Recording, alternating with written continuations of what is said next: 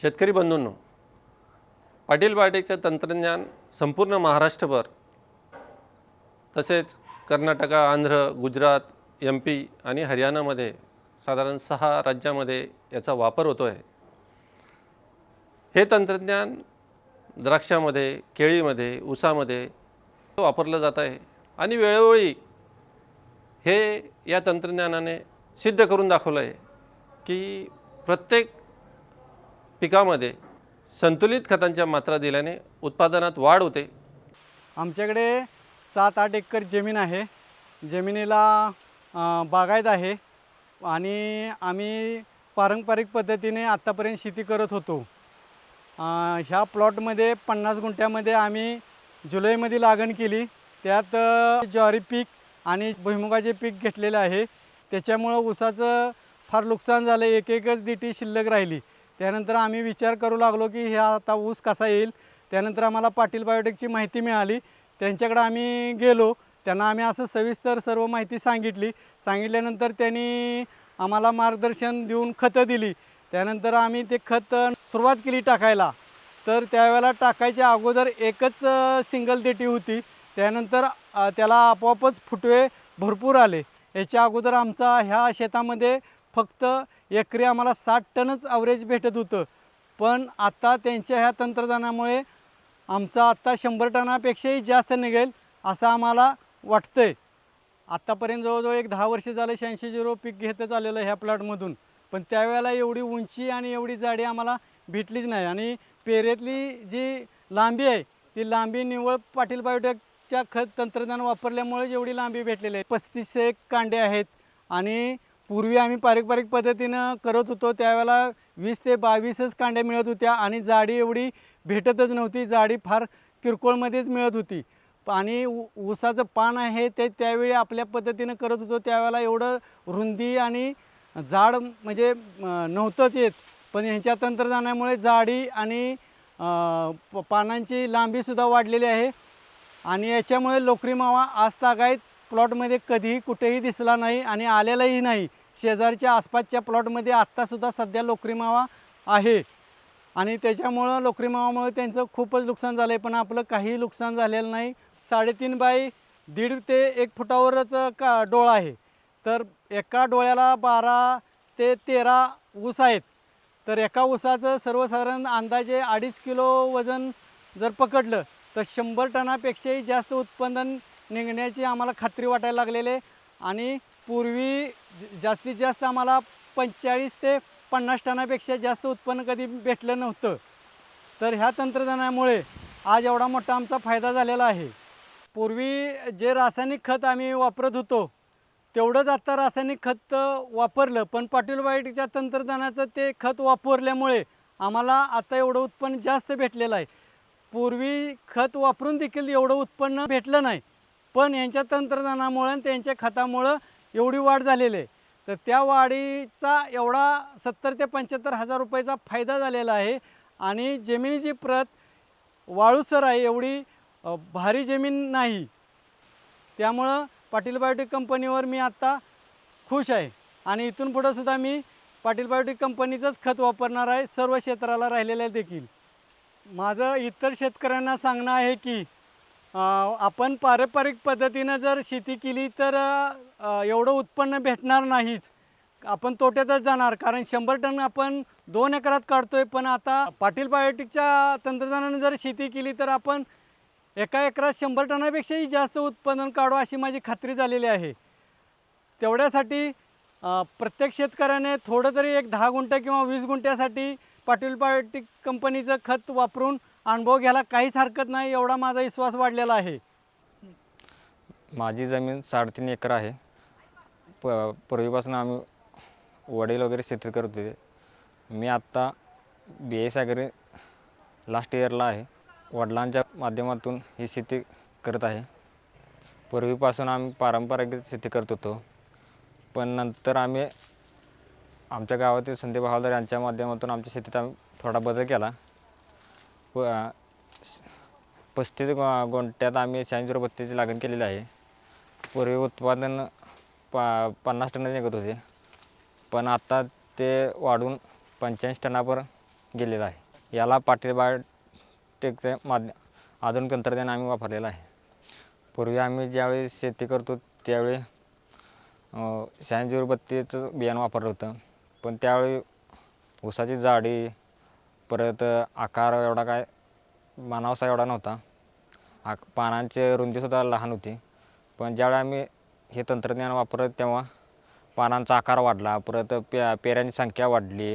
पूर्वी तर 22 पेरं होतं, पण आता 30 ते 35 पेर झालेलं आहे. परत त्याची जाडी वाढलेली आहे, परत त्याची आकार उंची वाढलेला आहे, लांबी वाढलेला आहे. तसेच फक्त हे शक्य असं पाटील बायोटेकच्या माध्यमातून झालं. त्यांनी आम्हाला कॅलनेट रिलीजर असे जे काही उत्पादन दिले त्यांच्या माध्यमातूनच झालेलं आहे.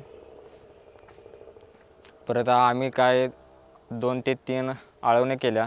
नंतर परत मिश्र खतातून त्यांचं रिलीजर, ह्युमॉल, कॅलिनेट हे घटक दिले जमिनीतून. आम्ही पाटील बायोटेकचे जेव्हा ते 7000चं एकरासाठी किट घेतलं तेव्हा ते वापरल्यानंतर आम्हाला 30 टन जादा ऊस निघाला. सर्व खर्च वजा करता पारंपरिकपेक्षा ह्यावर्षी 60-70 हजार जादा मिळाले. हे सर्व शेतकऱ्यांसाठी पाटील बायोटेकचे उत्पादन चांगलं आहे, ते सर्वांनी वापरलं पाहिजे. आमच्याकडे काय तर भरपूर शेती नाही, कमी क्षेत्र आहे. पण पूर्वी 85 टन ऊस निघायला 2 एकर क्षेत्र लागत होते, पण आता आम्ही ते 35 गुंठ्यात काढलेलं आहे. मला शेतकऱ्यांनी एकच सांगायचं आहे की आपण याचा पुरेपूर लाभ घेतला पाहिजे. की कमी क्षेत्रात जर उत्पादन जास्त निघत असेल तर आपण ते वापरून घेऊन आपले उत्पादन जास्त वाढवलं पाहिजे. कारण आम्हाला त्याचा अनुभव आलेला आहे आणि ही कमी क्षेत्रात जास्त उत्पादन ही आता एक काळाची गरज बनलेली आहे. मी गेली 10 वर्ष झालं शेती करत आहे. साधारण 8 एकर शेती आहे. अगोदर आम्ही पारंपरिक प्रमाणे शेती करत होतो. पावसाळा कमी असल्यामुळं साधारण ॲव्हरेज आमचा कमी येत होता. मग त्यासाठी थोडे पाटील बायोटेकचे प्लॉट आणि मीटिंग वगैरे अटेंड केलं. मग प्लॉट वगैरे बघितल्यानंतर आमच्या शेतामध्ये आम्ही वापरून बघावं असं विचार केला. त्यानंतर आम्ही नोव्हेंबर 25 तारखेला रोप लावण केली. 80-21 जातीची लावण केलेली आहे आणि त्यानंतर पाटील बायोटेकचे तंत्रज्ञान वापरायला सुरुवात केली.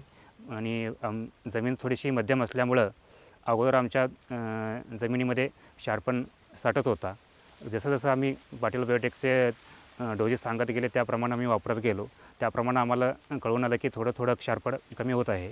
आणि त्यानंतर 5 फुटी अंतर असल्यामुळं आम्ही 80-21 लावणमध्ये फुटव्यांची संख्या जसं जसं 2 महिने 3 महिने होत जाईल तसं त्याची संख्या वाढत गेली. 8 ते 10 आता फुटवे आहेत आणि जवळपास 25 ते 30 कांडी ऊस झालेला आहे आणि क्षारपडचं प्रमाण पण कमी झालेलं आहे आणि उत्पादन अगोदरपेक्षाही ऊसाची वाढ चांगली आहे. आणि ऊस साधारण 1.5 किलोच्या आसपास भरण्याइतका आहे. आणि अगोदर आम्ही ज्या वेळेला वापरत नव्हतो त्यावेळेला आमचा साधारण 1 किलोपर्यंत ऊस भरत होता. आणि पारंपरिक पद्धतीमध्ये आमचा ऊस तयार झालेला ऊस थोडाफार कुजत होता किंवा मरत होता. ह्या पद्धतीमध्ये पूर्ण ऊस जेवढा भरणीच्या वेळेला होता तोपर्यंत आतापर्यंत फॅक्टरीला जास्तपर्यंत टिकून आहे. त्यामुळं ऊसांची संख्या नियोजन झालेली आहे आणि ह्या पद्धतीप्रमाणे थोडंसं एव्हरेज चांगल्या पडत अशी आशा आहे. पारंपरिक पद्धतीमध्ये आम्हाला 3 फुटी सरी सोडणं ज्यावेळेला आम्ही लावण करत होतो त्यावेळेला आम्हाला साधारण एकरी 12 ते 15 हजार रुपये खर्च येत होता आणि उत्पन्न मात्र 50-52 टन इथंपर्यंत राहत होता. जास्ती खर्च केलं तरी उत्पन्न येत नव्हता.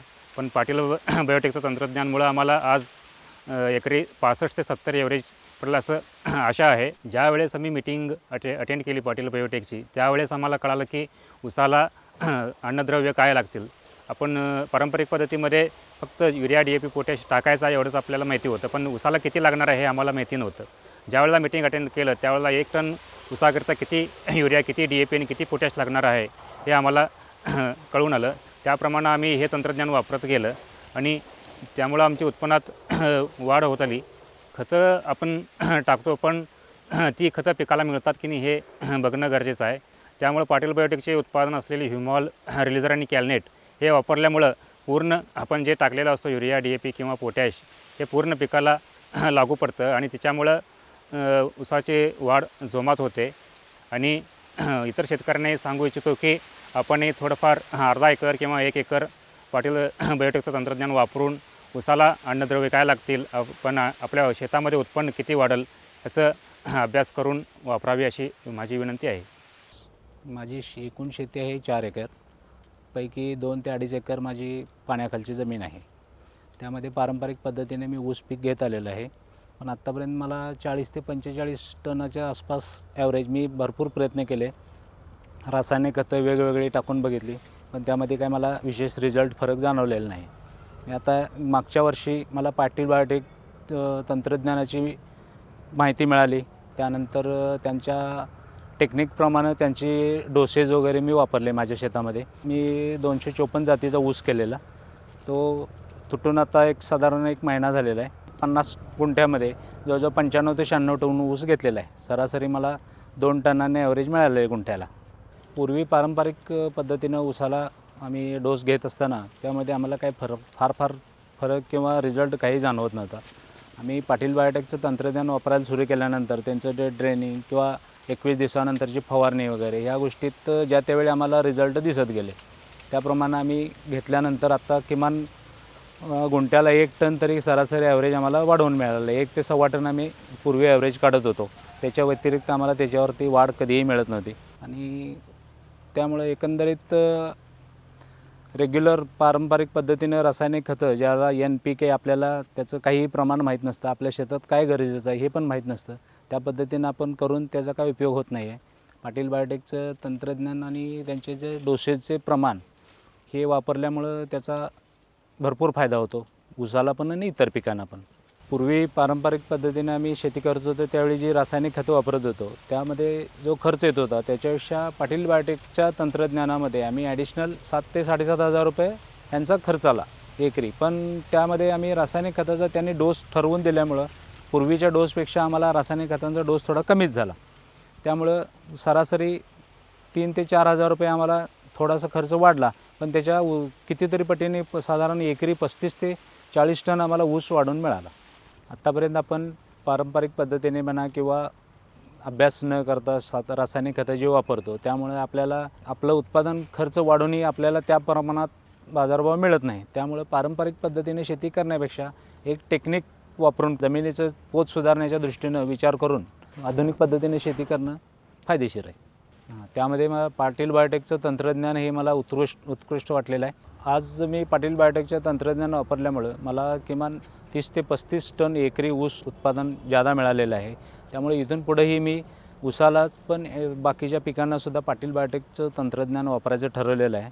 आणि ते इतर शेतकऱ्यांनी त्याचं अनुकरण करावं म्हणा किंवा पारंपरिक पद्धतीने शेती करण्यापेक्षा आधुनिक आणि अभ्यासू वृत्तीने शेती करावी.